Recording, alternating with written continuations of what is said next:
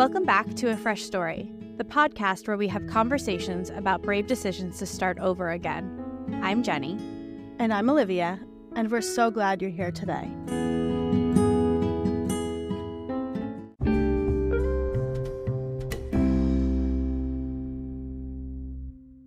Hello, sister. Have you listened to any good music lately?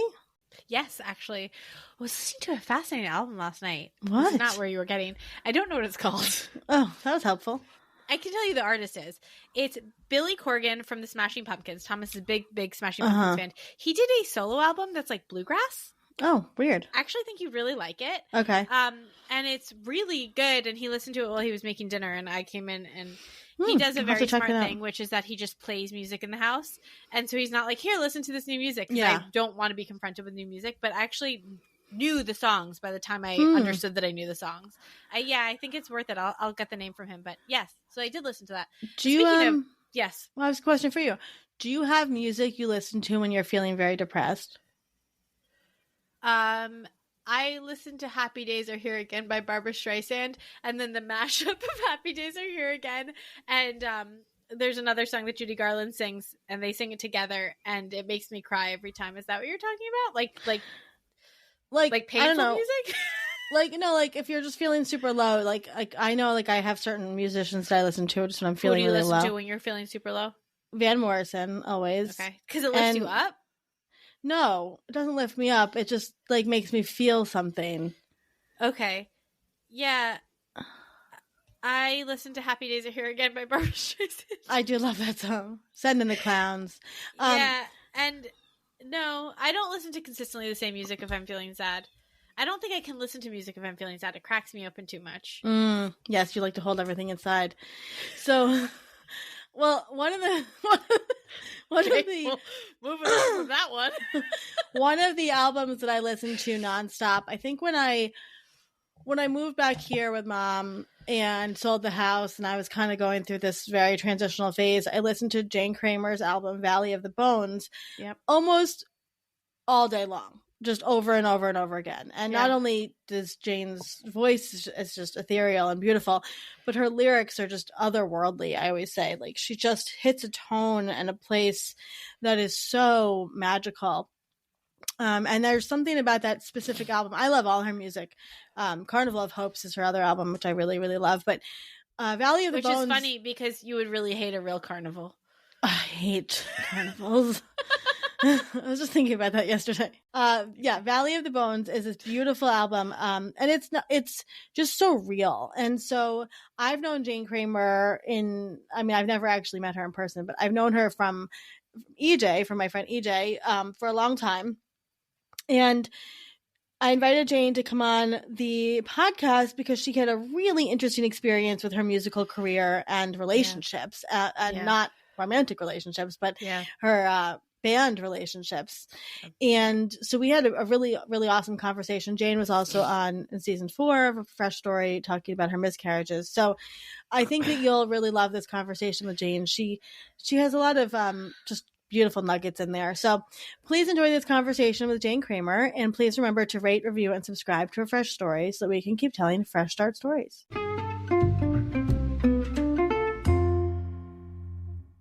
Jane Kramer is a musician, an artist, a soulful siren of words, and I'm so excited that she's here today. I met Jane, it's actually been a long time, but we haven't really chatted in a while.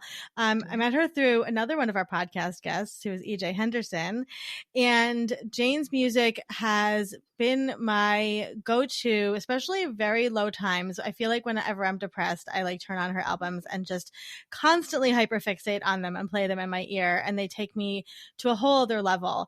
Jane, you are a lyricist beyond, and your music is it's a treasure. And so we're going to get into it, but you also have so many cool stories. You've done a lot of stuff, and you are somebody that has made a career out of this. And I think that's really, really cool. So we're so excited to have you here today. Thank you. I'm so excited to be here, and it's been so amazing to watch your journey with Fresh Starts. You guys inspire me so much. Well, thank you. Well, I joke because my ex-husband was also a big fan of yours. And so we have a poster of yours that's like addressed to both of us. And I kept it. I was like, I'm keeping this. And so I have it.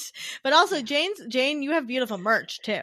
I'm like obsessed with your t-shirts. I have Jane Kramer sticker on my laptop. It's actually right here. Yeah, I'll take a picture to show you. Oh, that makes me so it's happy. Like right. I love it. I can't wait. So you can see, like, it's literally right there on the corner. Oh, yeah, that makes me really happy. You have everything you do is done with such intention and beauty, and you're just like, you radiate just such beauty into the world. So, we're really looking forward to this. I've been looking forward to this too. And gosh, where do you want me to start? Where do you want to start? Like, take us back to the beginning. I'll take you to the beginning. So, I think for me, I was, excitedly thinking about our conversation lying in bed last night. And I was like, ooh, which fresh start do I want to talk about? But I think honestly, the most poignant for me started right before I turned 30 years old. So for me, that was about almost 14 years ago now. I'm going to turn 44 in January. And 30 is a big, important time in a woman's life anyway, right? And circumstantially, a lot of stuff went down. And basically, at 30, I had a degree in social work and was working as a crisis counselor, outposted in the legal system for a domestic violence agency here in Asheville, North Carolina, where I live. And so I was doing domestic violence crisis counseling in the court system, helping primarily women navigate the legal system. Certainly there were men as well. And which was a very intense job that I loved very passionately. I was also part of a band with two other, at that point, just sister level girlfriends who I had graduated from the same college with. And we were a group called the Barrel House Mamas, and we did 3-part harmonies and kind of Appalachian instrumentation. We were all songwriters, and we were navigating this new kind of terrain of getting some traction as a group and playing some big festivals. And I was married to my college sweetheart. So my ex and I met when I was 19, he was 18. We were little tiny babies, at college, letting loose and discovering ourselves. And he is a musician as well. And so, we were just both on our own independent journeys musically.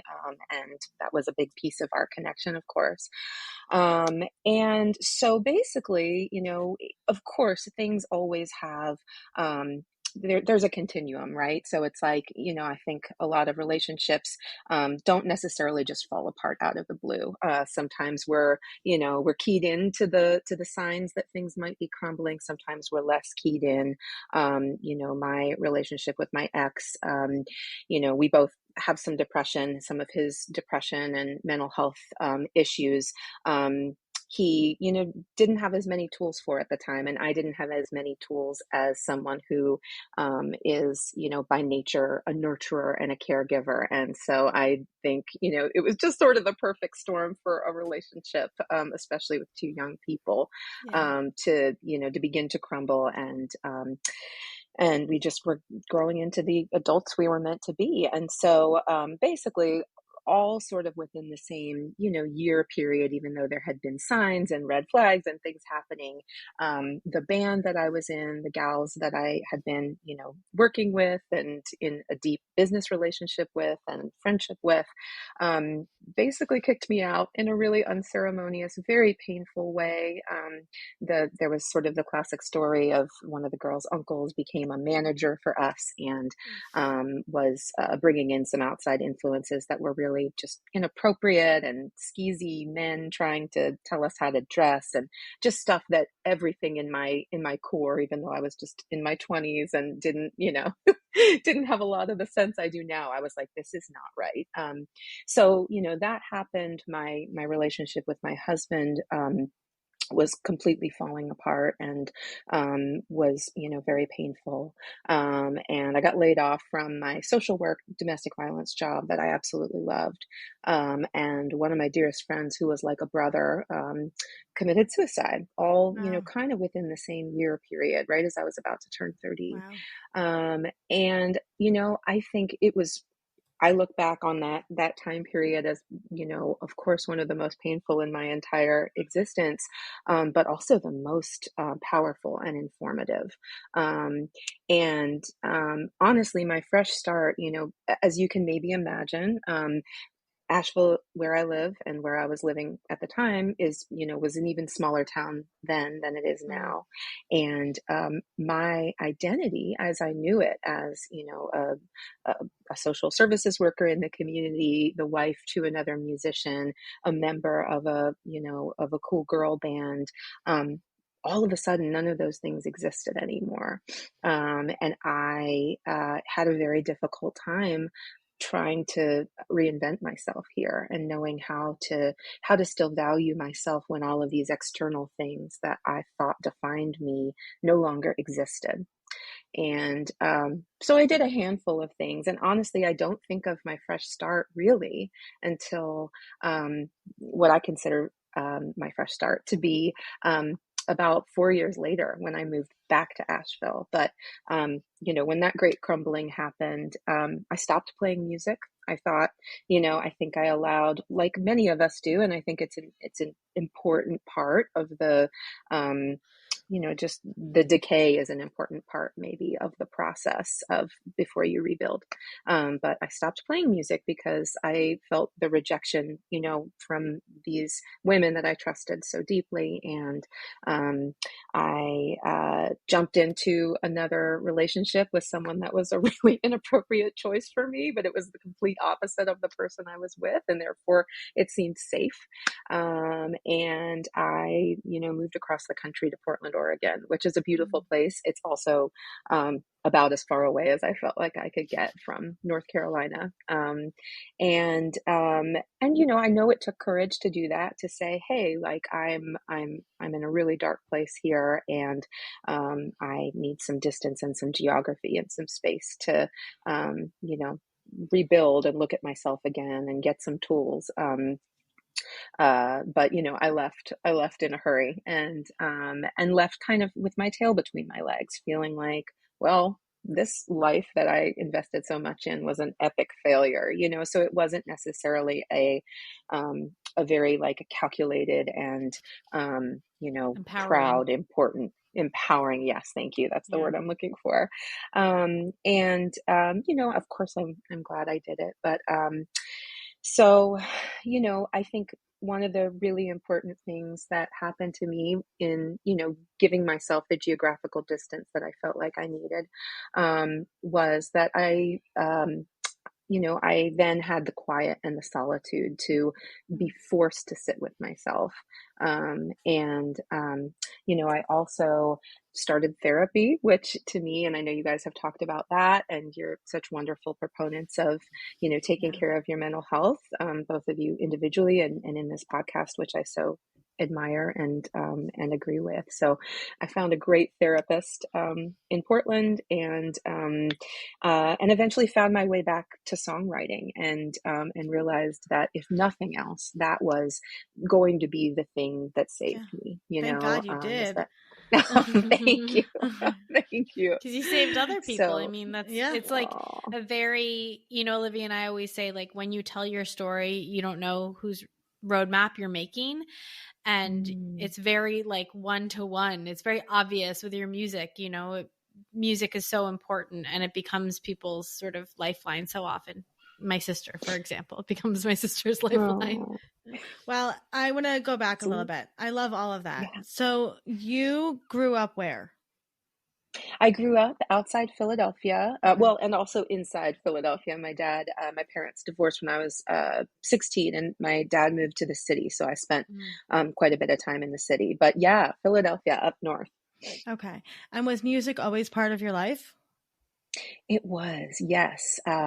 I come from a musical family. My grandfather, so my mom's father, was a huge, important influence in my life. He passed away when I was 12, but he was the associate concertmaster and first chair violin of the Philadelphia Orchestra for 52 Wow. years. Wow. So had an incredible career, and, was a first generation American here. His family was all from, Ukraine, Eastern Europe, and Jewish. Yeah, I think we share maybe some similar We're soul roots as sisters, y'all yes. family. I love it. I know. We even look like it. Yeah, I know we do. It's so cool. So my grandfather and then my mom was never trained in music, but just has the sweetest voice and the best ear and just this joy and playful love around music. So she was always so encouraging and taught me how to sing harmonies to Bob Dylan at a really young age. And then my dad is a classical guitarist, not professionally, but it's just always been something he's been very devoted to. And he gave me my first guitar as a teenager and said, "Hey, you are wild and have pink hair and are doing drugs and getting in trouble. Why don't you try putting some of your feelings and your angsty poetry into music?" And I am so grateful that he did. Yeah, we all are. And you also, and I'm bringing this up because this is a sister podcast, but you are a very devoted sister. Carrie is older than you, correct? Yes, my sister is 5.5 years older than me, and she is such an important, and I love that about you too. She's such an important part of my world and my best friend, and absolutely, I write a lot of songs about her and her kids. You do, and I was going to say you and Jenny both have we like to call it a VIA, right? Very important aunt. You are very right. Yes. I mean, you have beautiful songs about your niece, right, and your nephews, but. And I follow your sister on Instagram because I'm creepy, and I love when she sees your daughter, which we'll get into, and she has claimed Goldie as her own child, which I love. She really is. Even before I gave birth, she was like my baby. Bring me my baby. Yeah, I love that. We have a special place for devoted aunts over here. It's okay. Jenny's just weeping. It's okay. We like to cry a lot of this podcast. So you went to college. What did you study in college? I studied social work and women's studies at Warren Wilson College, which is what brought me to Asheville from Pennsylvania. I think I made it very clear to myself and to my parents at a very young age that I was not going to be, following the path of, for instance, my sister, who did great on her SATs and did great in public school and studied communications and marketing. And, that part of her brain works brilliantly. And she's also very creative and functional. I get the creative part and not the functional part and not the organized part. So, actually my mom tells me that, around 12 years old or so in public school, I was bullied. I was a heavy kid and I was sensitive and artistic, and I didn't yet know that those would be my superpowers. I just thought that they were the things that made me different. And I was being, heavily bullied, and my mom just said I was withering. And she kind of had to advocate with my dad because he's a lot more kind of traditional in some of those ways, and say, we have to do something different for Jane. This is going to crush her spirit. And I'm so glad. So they ended up being able to send me to a Waldorf school. Which for me was just sort of my my chance to nurture that creative artistic part of myself, and it made me realize that I wasn't bad or wrong or for having this artistic sensitive sensibility. I love that. We talk to a lot of people, not shockingly, on this podcast who have very different souls and spirits. And I think it's such a great reminder. My kids go to a Montessori school, and I know that's what they need, right? It's not like that's just how their soul is not going to be crushed. And I knew that. And I think it's such a great reminder for parents and for everybody, like culturally, not every kid needs a certain type of education. There are kids that online school might be better for them, or public school might be better for them, but to really know your kid is so important. So I love that. So I also can't help but think that there has to be a connection between the Waldorf education and you also are an educator, right? You teach, you teach songwriting, right? And music and all of those things. And I know you're very passionate about lifting new musicians up, right? And really supporting them. So I is there a part of your soul that always felt like you were a little bit of a teacher too? No, in fact, when you said just now, when you said, I'm like, I love your answer, because I see that in you though. Like when you're like, I mean, I see your songwriting like workshops and stuff, and I'm like, I'm not even a musician, and I would take that just because like you have such a beautiful. You should spirit. do that. I think you would love that, Olivia. I know I would. I think you someday would too. Yeah, and you're such a beautiful writer, and thank you. like, someday. I would love for you too. I would love that, but no. So no, the answer is no. No, isn't that funny? And I think a big piece of it maybe is just in terms of music. I'm not an educated musician. I am I'm a worldly, learn through absorption by ear musician. And at this point in my career, I've put a few little music theory tools in my toolkit, but nothing. I feel like I'm always around way more esteemed colleagues, and I don't ever consider myself someone that, people could learn musical things from. But at the same time, I guess what I think of is, I think of myself more as a sharer or a lifter. I love that. And I feel, and songwriting is, yes, I have this retreat coming up that I'm teaching with my wonderful songwriting friends, Jess Klein and Abigail Dowd, who are both amazing musicians. And we're teaching at the end of October in Mars Hill, North Carolina, which is a beautiful, beautiful place outside Asheville.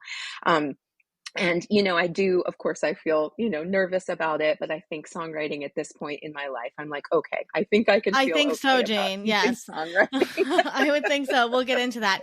So you got divorced. You were 30, I have a right? question. I would like to go back. Yes. The women in your group, the girl group, the friendships, the bonds. Yes. I think that friendship breakups are sometimes so much more painful and traumatizing. Oh my gosh. And I think every woman at least has one that they would be like, I was just thinking about texting mine the other day and being like, what happened? So I wonder if you could speak about that. And I don't know, like that experience. Absolutely. Or if you have connected with them since, if you've ever gotten a why, I'm curious. Absolutely. And what you said was so incredibly appropriate. Like, yes, the friendship breakups, the connections with other women, those roots just, there's something about it that can be even more painful than a romantic partnership breakup.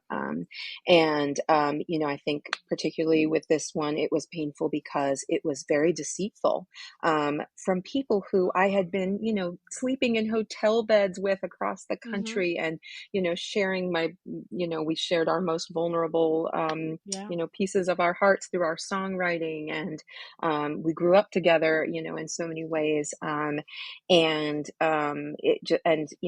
was through this outside influence that to me just seemed so incredibly not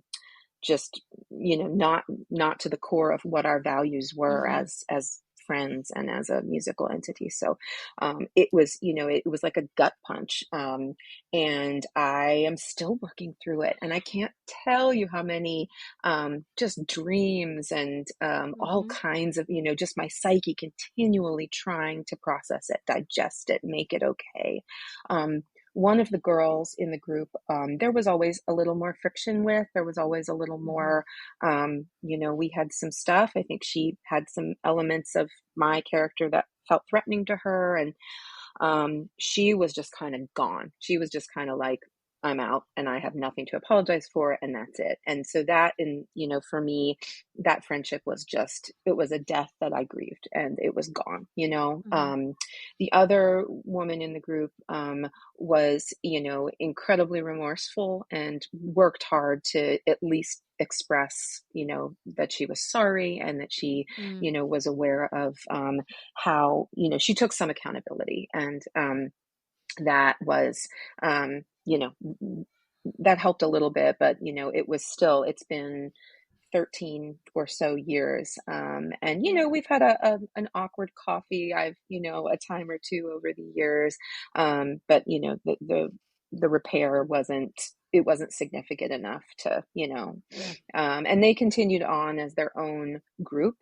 And did some very hurtful things, like took me out of the YouTube videos, or didn't give me, things like that were just.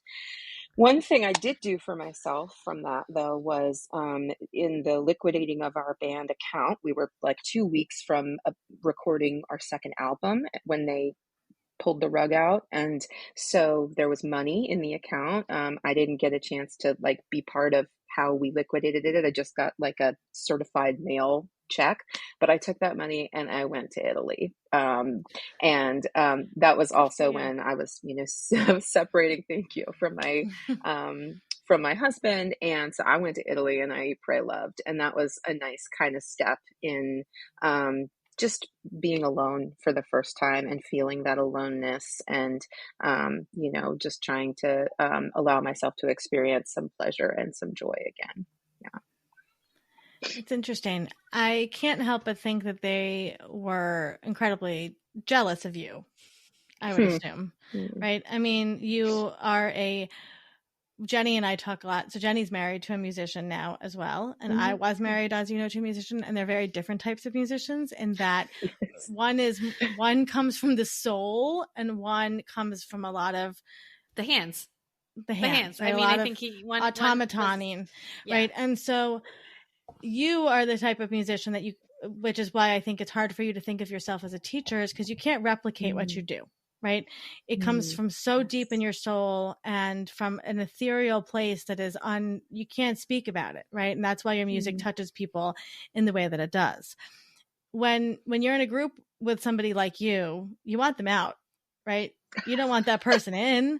I mean, if you're insecure, right? If you've got any insecurities, right? If you're insecure. And I think that it doesn't, as you're talking, and I knew a little bit about this, but I didn't know the whole story. But of course they don't want you there because you're the shining star, right? And all you do is make them look like they can't shine as bright, right? And so I think it's very threatening. And I think that we see this all the time in women's friends groups, right? We see it in business groups. We see it in business. We see co-founders. Jenny and I see co-founders fall apart constantly, right? And so I think it's for your own, narrative to remember that it's not anything that you didn't do. It's just that this is something of who you are that was so threatening to their existence as a musician. And that often comes from musicians who are not fully soulfully meant to be a musician on this planet. And, and I think that's why you connect so beautifully with other musicians who are of your vibe, right? Because you see each other in that way. So, I think my gosh. I mean, I think, and that, I don't know, there's no other story there to tell. That's kind of the bottom line. They don't want you around. Why, it's why actors don't want the best actor who can actually act on stage with them, right? So I think that there's just a big piece of that there. I mean, you clearly are destined for greatness, right? Your music is destined for greatness. You are, and you can hear it. And there's an intentionality in your music in every single note and way you strum your guitar and the way that your voice, shrills and tings and all that exactly how it's going to touch the human soul. And that's beyond musician, right? That's some sort of spiritual creature. So where you go is going to it's going to shake people. It's going to rattle people a little bit, so just keep that in mind. As you step into your greatness, it's because you really are just that great, and I think that that's just something to remember. And I've known you for a while but you can hear it through your music. It's not shocking to me. So just, keeping that little message in mind. But gosh, I am tucking that in here. Good. You should. I can't tell you. I will tell you any of the week too. Yeah. I will tell you all the time. But I want to get into a really much more important topic. Was you're obsessed with your husband, your current husband. Jason is adorable. So between 30 and you put your boots on, as you sing, right? You put your boots on and you met Jason. So how did that come to be? Yes, and this is a cool story. So Jason is well, he's 15 years older than I am. So Mm-hmm. there's that. And age is so relative. He like has more energy, and we have a 2-year-old and he just turned 58, which is He amazing. does not look Um 58. he does not. He's got some good genes. I know. Thank you. I agree. But so Jason, lived around here. He went away professionally for a while, but he is a journalist. He's a writer. He had his own fresh start, and I won't tell that story. But he, worked for the city newspaper for many, many years, and was just very abruptly in the corporate buyout, like is happening with newspapers all over the Mm-hmm. country. He was very, abruptly laid off, and it was, a really difficult time for him. But what he was able to do was take his love of this town, Asheville, and his love of reporting, and to make that his life raft and his new career. So it started as like a blog website called ashvegas.com. Mm-hmm. And now it's actually a Substack e-newsletter. And it's, he lifts up the brand new, art galleries and the restaurants. I follow it, and I'm not even in Asheville, so it's fun so to just sweet. see. Yeah. Thank you. So he, was always around town reporting on music. He was a fan of the Barrel House Mamas, my band. We laugh about so there's some like creeper pictures of me like performing from before we really knew each other and stuff on his old website.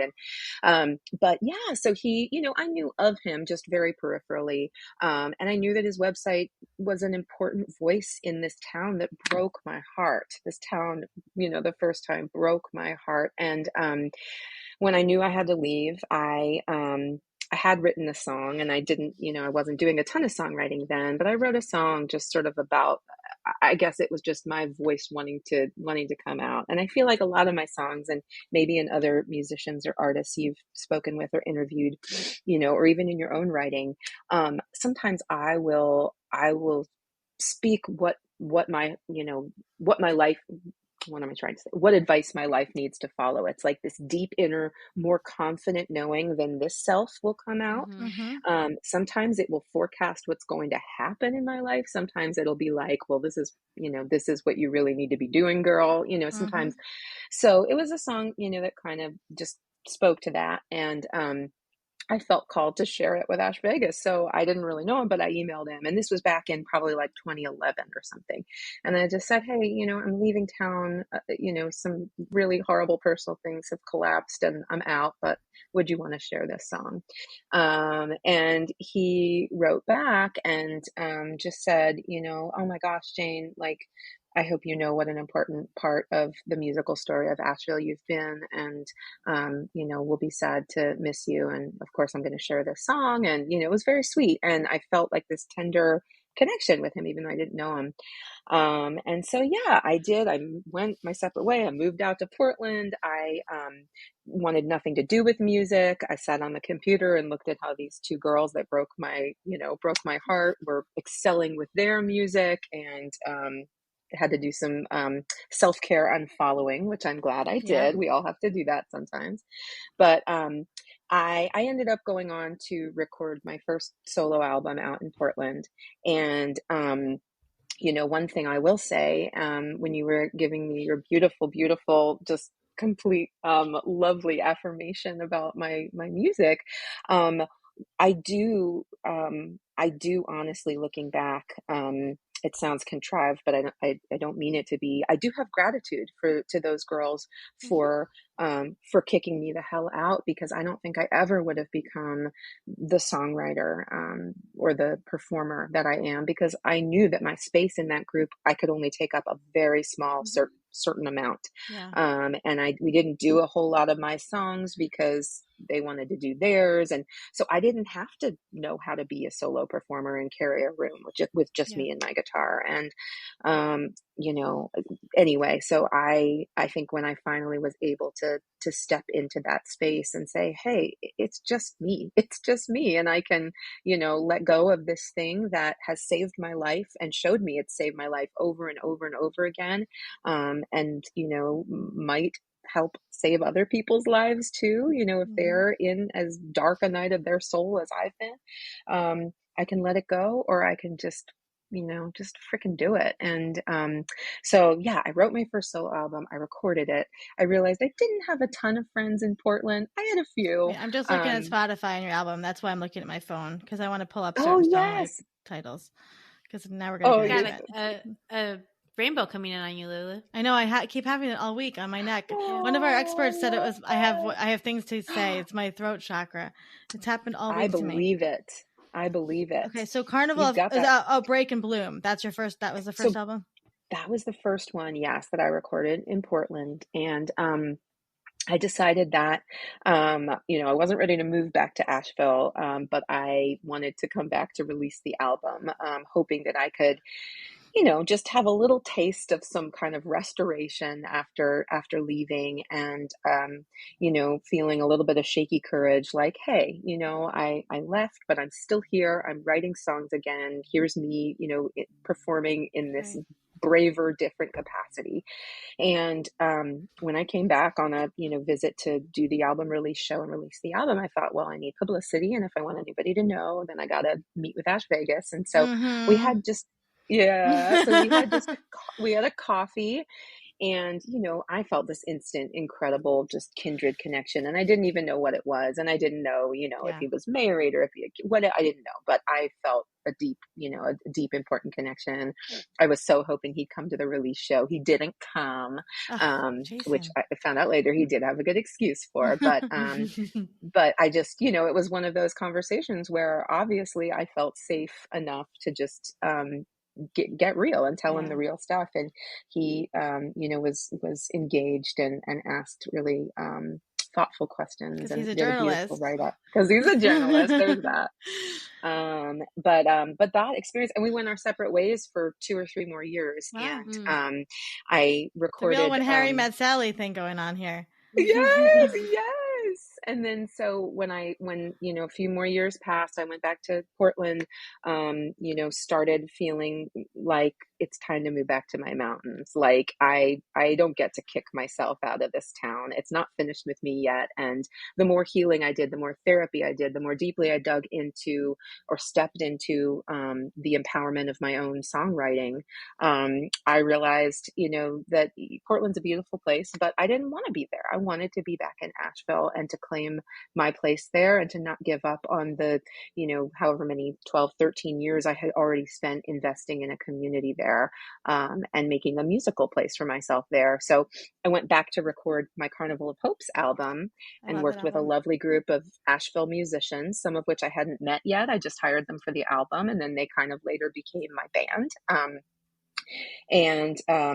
Anyway, I ended up moving back to Asheville in the summer of 2015, and lived on my own for the first time in my entire adult life. I had always lived with, someone I was dating or my ex-husband, and had my first, big girl apartment in the top floor of this beautiful old house. And it was such an important time and a special time. And I just felt very pulled to see what Jason was doing. And I didn't, I can't even explain it. Like I looked at him, and of course I was like, oh, I'm attracted to you, but I couldn't even name that. It was just this inexplicable pull to this person.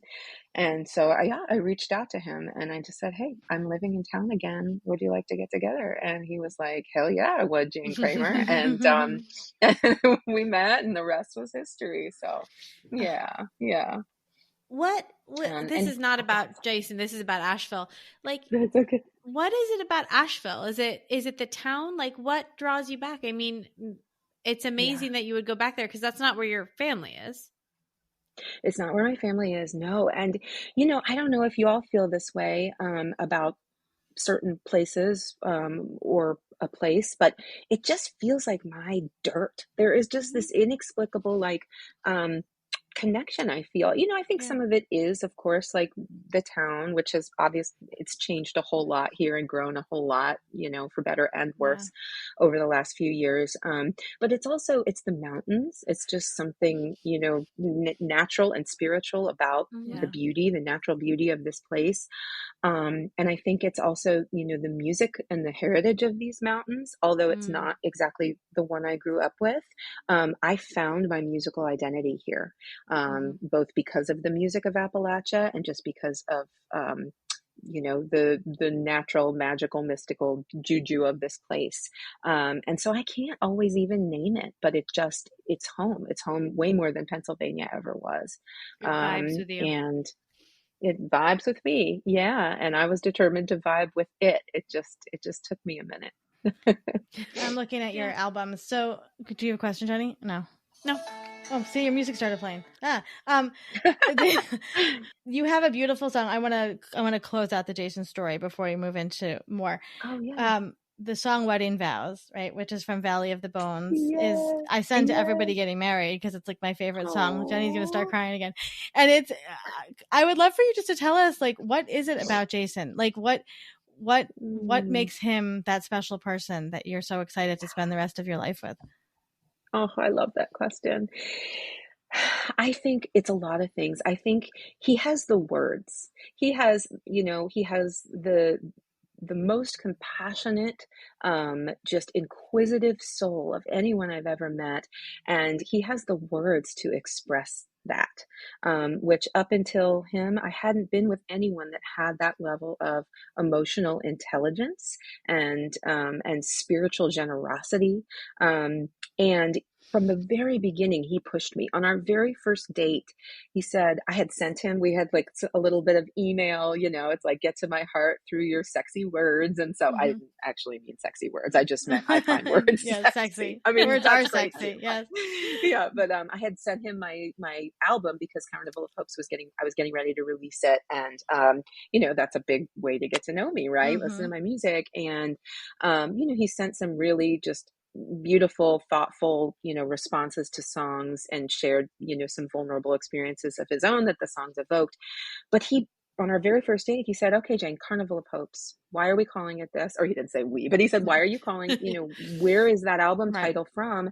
And can you, being a journalist, totally, can you express to me what this album means to you or something? It was a big question. And I realized that I didn't have that answer yet. Of course, it was like, nebulously and, spiritually there in the songs. But I thought, I realized at first I felt very on the spot, very flustered and embarrassed. But then I left the date and I wrote it in an email and I sent it to him. And it made me realize, gosh, like, no one's asked me that. Like, what a blessing to have someone in my life. And he continues to do that, with my career and to help me, remember to value myself. And, the relationship I had been in before him, which lasted several years was also with someone very insecure who felt very threatened about me performing, talking to other people, you name it. It was, I still can't totally believe I found myself in a relationship that was that, oppressive, but it happens. None of us can, but yeah. None of us can. And it happens. And we learn and hopefully we grow and we value ourselves more moving forward. But, he, has just, the part of me that needs to be a little bit wild and write songs and explore, everything, and talk about the hard stuff. He not only isn't afraid of, he cherishes and then does the beautiful nudging to get me to go further and deeper into it and gives me the space to do it. And that to me is everything I could have ever wanted in a partner, and I hope that I do the same for him. I think him having something he's so passionate about as well, is huge, Yeah. So now, having just done this myself and I write poetry, Thomas writes music and plays and poetry.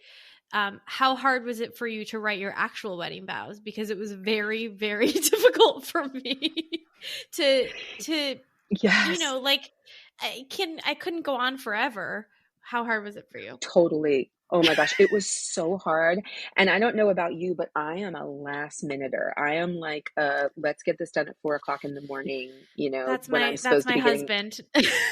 Is it? Totally. Yeah. Totally. He kept It's so telling funny. me he's like an actor too, and so he was like, I'm just gonna wing it, and he was saying that to me because he knew that he wasn't gonna wing it. But I was like, listen, man, I was a wedding officiant for 10 years. Like, you're not gonna be able to wing it when you're up there. I'm telling you, it's not gonna work. And so he wrote them like the day before, and then he was trying to go off book really desperately. He was trying to memorize them, and I was like, it's not gonna work. And then when we were up there, he was like, I'm glad I wrote this down. I was like, see, I told you. But yeah, no, that's adorable. him. Yeah, I love that. I so started much. weeks out. I was like, I have to, because I knew it would be so hard to, and then I made Olivia read them. Distill it all. Yes. Distill it. Yeah. Totally. And yes. Right. And I wanted to distill it. I wanted it to be, show, not tell. Like we always want to do when we're doing good writing. No, absolutely. And by the way, I bet you were a wonderful wedding officiant. And Olivia, I bet you'd be a wonderful wedding officiant too. I have officiated a few weddings in my day as well, but not at the level you have. She would be. I officiated Olivia's wedding, so I think we decided quickly she would not officiate mine because it didn't, it didn't stick. Got it. So I totally get that. So did you, if I remember correctly, did you sing that song at your wedding, Jane?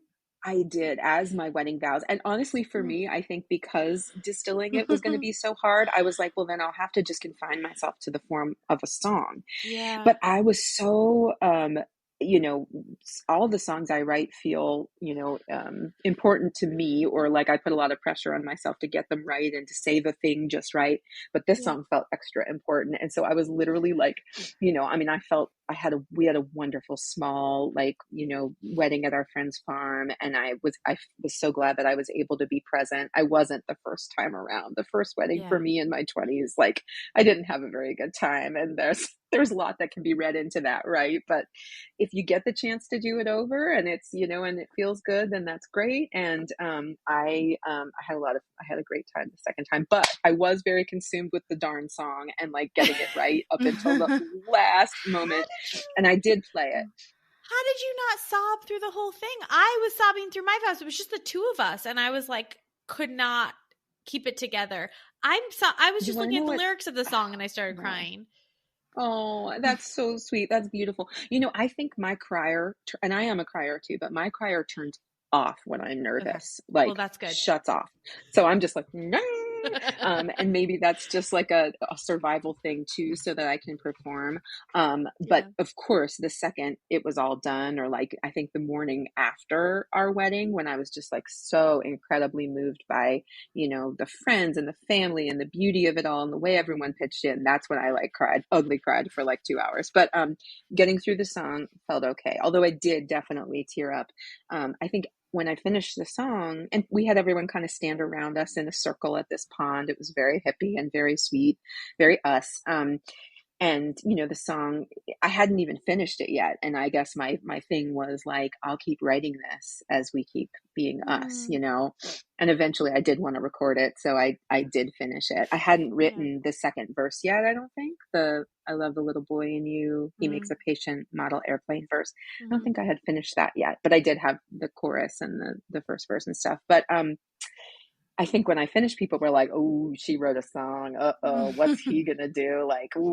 And his vows were I would say I thought more beautiful than the song. Because he's a writer too. And because he's a writer too, and he used some lines from my songs in his vows. And this is one other thing I'll tell you guys about our wedding, which was really sweet, was my dad, who in my younger life I had a more complicated relationship with. He wasn't around a whole lot, but in our in my adult life we've worked very hard to just focus on the wonderful things we share. As many daughters of divorced families do. Yes, of course. And he and I are very similar in a lot of ways. And the guitar has been such a beautiful, important thread. And one of my very favorite things to do is to have him play, because he's a better guitar player than I am, and to sing. And so we've done some songs together over the years and stuff. And that's my favorite. I love it. But he is always giving me a hard time about writing sad songs, right? What did I ever do so wrong? Is this all you processing all blah, blah, blah, whatever? But he took one of my songs. It's actually a song called Georgia that that is on my first album, which, you know, kind of hints at like my life fell apart. I can't be anybody's wife. This sucks, whatever. He took that song and he changed the lyrics in his wedding toast, just about, you know, being a good woman and being, you know, all this really beautiful stuff that just, it was incredibly meaningful to me. And it was, to me, just a very sweet full circle moment, like all these sad songs and now here we are. And, you know, it wasn't also like, oh, I had to find another partner to be whole again. I think that is a big piece of why, of course, like, you know, why it does work with Jason, because I was whole and I was happy, you know, and I had things to bring to the table, and I knew what I needed my partner to bring to the table. And yeah. I want to talk about a few songs. I'm like, I would love to, I'm going to just like get you on to talk about every single one of your songs, because your lyrics are like, I mean, seriously, I want to just read. So we're going to transition a little bit. You have a song called Child, which is from your record, your album, Valley of the Bones. I like going on a record. Yeah. And I want to just read these lyrics, and I want to talk about where this song came from, because this is a big part of Valley of the Bones. So Valley of the Bones came out in 2019. I personally, to put it in context of my life, was grieving. Our grandmother passed away in 2017, who was like my person, and then my marriage fell apart. And so I was going through a lot of grief. And so you have a line in this song which is like, in my heart, I tried going to the ocean. Right? She wrote in foam what I already know. Being human is dancing on a nickel's edge, with equal measures, holding on and letting go. And so it's Tuesday, so I'm standing in the grocery checkout line, and life continues like it used to across the highway. The school kids kick a red ball at the sky. Every time I listen to that lyric, it's like she fucking gets it. Like life moves on, and you are standing there screaming inside. So where did Child come from? And also Valley of the Bones, the song, which you sing, I lost a child back in February, right? And it brought me to my knees. We had a friend recently who lost a child in February, and I sent them that song, and I was like, you absolutely have to listen to this. But the lyrics to Valley of the Bones are, I mean, where did this come from, right? So obviously to write these songs about grief and loss, you have had to have gone through some sort of big loss. So where did that come from? Yes. So I, you know, in my heart, always wanted to be a mother, and, you know, wasn't exactly sure how. And there were times when it seemed just impossible. You know, I was 35 when I, you know, broke up with the ex that one of my many exes, mid guy, was, you know, just was totally inappropriate for me. It was toxic, and you know, was starting all over, I just wasn't sure exactly how I was going to get to do that. And there were times when it didn't seem like I might, but Jason and I fell in love, and I got pregnant about a year and a half into us being together, and was, you know, like, oh my gosh, it's happening. This is so exciting. And I ended up miscarrying. It was incredibly, obviously, just it was spiritually crushing. And it was, you know, I think one thing that also didn't help was that I had some, you know, just bad Western medicine doctors that were just like, well, what do you expect? You're almost 37. Like, you know, they weren't very, you know, solution oriented or sensitive. And so, yeah, I think that, you know, I struggle as a human person. I struggle with depression anyway. And it's, you know, it's just a part of myself that I've learned to be very compassionate towards. But I've been on, you know, medication for depression pretty much all of my adult life. And it's one tool in my toolbox that helps me. But, you know, I think along with the hormones of pregnancy and miscarriage, and then just the incredible emotional, spiritual loss, and then the isolation, the part where, you know, if it's early in a pregnancy, you may not be telling people. And this this entire universe just took place inside your body. And you're at the freaking like stop and go standing in line with the loud neon whatever, and people are buying their Pepsis, and you're like, but do you know that I am dying inside? Yeah. Grief is like that. Like you said, it Yeah. just screams regardless of, the world just spinning on. And it was just something that I didn't yet have a language for. And the Valley of the Bones song, I'm trying to think which one. I want to say I almost worked on Valley of the Bones and Child concurrently. Valley of the Bones that song took a lot longer to finish. I think it took me like 4 years or something to finish and I had lots of different iterations of it. But I mentioned at the beginning of our talk that I had a dear friend that committed suicide, and when I was around turning 30 years old, and he would have been about just a year older than I was. But he was a really important part of my life, and an irreverent, beautiful, poet, artist. And I had a dream that, he visited me. I actually get to dream about him a lot, which is really special and makes me feel like he's still with me. And I know he is, just like your grandmother's with you, right? But we were sitting on the porch together in my dream and just having this conversation. And it was weird because I knew he was physically sitting next to me, but I also knew that he was not of this plane any longer. Yeah. And he was just sharing some beautiful insight about just sort of the transience of this human experience, and how the things we put so much meaning in, maybe aren't as important as we think they are, and we're also not as alone as we think we are. And that dream conversation just really stuck with me and was sort of the first stepping stone in me moving forward from my grief over this loss. And so I think that dream and that conversation, and giving it the gravity and the weight to just be like, okay, this is important enough to write about and to share, because I know that there are so many other people going through this that maybe need an outlet for their grief, or to open the conversation to be able to speak about it. So how did you get to Goldie, your daughter? How did she come to be? Yeah.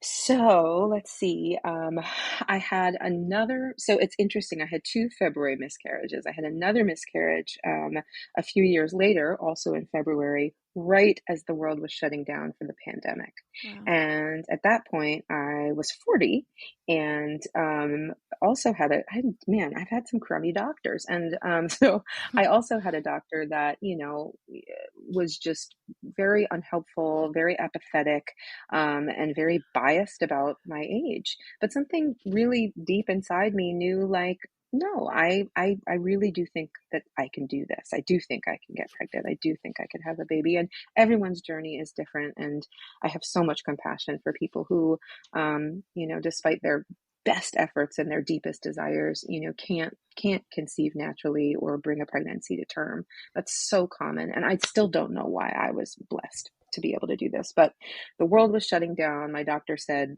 I don't know what you want to hear from me. You're 40, your eggs are 40.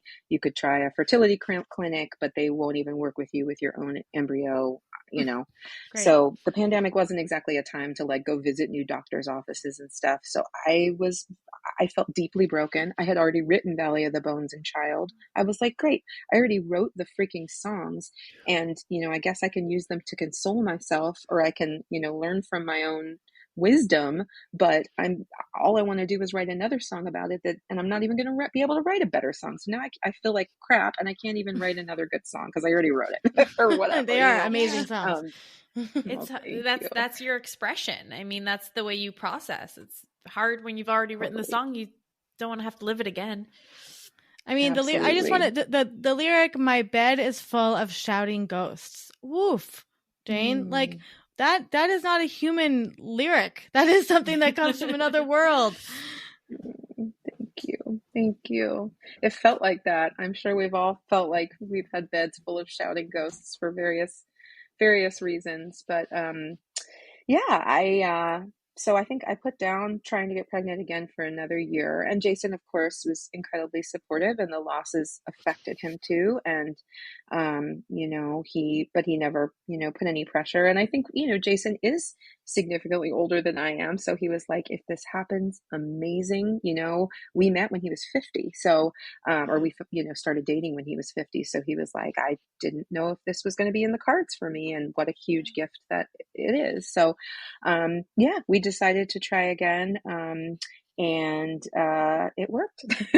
And, I think pregnancy after loss is another really important conversation to have, in an area where people absolutely need support, because you can't relax. You're worried the whole time, and you can taste the ache of the loss that you've had, and it's scary and it's hard. And this time I was lucky enough to stumble into the right kind of OBGYN care that was really inclusive and really lovely, and midwives, and said, you being pregnant after 40 is something to celebrate. Yes, there are some risks, but and I felt also very blessed to be able to have access to good health care, and to have a healthy pregnancy. And so we were blessed with our little Goldie girl. And the postpartum period really knocked me on my ass, which is also complicated when you're like, I wanted this so bad, and now I am, but I got through it. And again, I think writing was a huge tool of survival for me, and a way to connect with other people who had gone through the same thing. And she is a spitting image of your husband. So adorable. She's so cute. And Thank such a little you. personality. You can see from the pictures. She is. Yes. Well, we are happy she's here. So thank you. If somebody's going through a fresh start, what would be some wise words that you could give them? I think something that I wish I had known was, or had said to myself, was it's okay to let it hurt like hell, and you're going to make something really beautiful of this. You're going to turn this into something that's more beautiful than you could even imagine. And I think also, just, not being afraid to ask for help, to say, I'm in it. I'm in a really dark place, to find your people, and to help,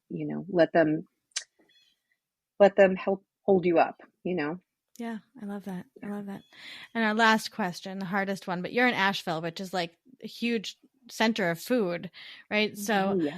What was the last thing that you ate and truly loved? Yes, I like this question.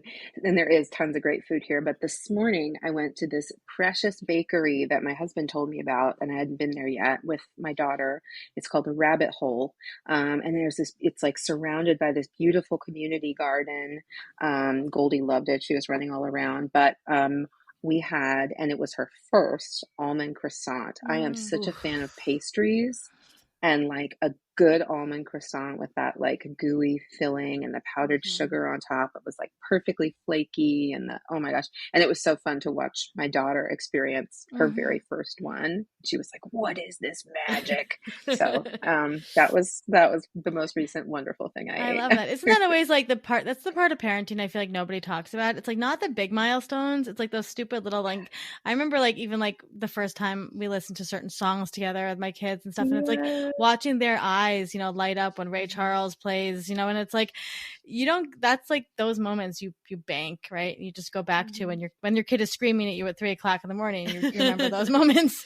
So yes. Well, the almond Jane, croissant thing is very important. I have some very important memories associated with almond croissants, so I get it. Really, I didn't even know you liked almond croissants. Dad and I once went to Chelsea Market and shared one. Thomas and I went to like the Meadows here and shared one, and I was like, I'm sitting in a field with my partner and we're eating croissants for no reason, which was very special to me. That's so special. That is beautiful. Yes, I love it. I learned something new about you too. Jane, you are such a delight. And please, I want everybody to go listen to her music. Like, I have it on repeat all the time. I can't express to people how important your lyrics are especially for people who are grieving, whatever the grief is, and for hope, right? All your music is about hope. It's about love. It's about sisters and relationships and parents. And I'm so grateful that you are in our life and that, you are a celebrity to us. And I can't wait to see what you do next and where you go with your boots and your guitar and your husband and daughter. And it's just so exciting to see. So we're super proud of you, and your music is changing the world. And I hope that you know that. Well, thank you so much. I can't tell you how much that means. And I am huge fans of both of yours. And I'm so happy to meet you now, Genevieve. And you're stuck with me, whether you like it or not. Olivia, like it. Because you guys got the little sister with big powerful sister energy. So, And what y'all are doing is changing the world too. And my goodness, if this had only been around when I was making one of my fresh starts, but I'm so glad you're doing what you're doing now. It is so important. So thank you. Thank you for listening to today's story. We're always here, and we're so proud of you. A Fresh Story is produced by Fresh Starts Registry, the first and only platform for everything you need to begin again. You can read the show notes and learn more about today's episode at afreshstory.com.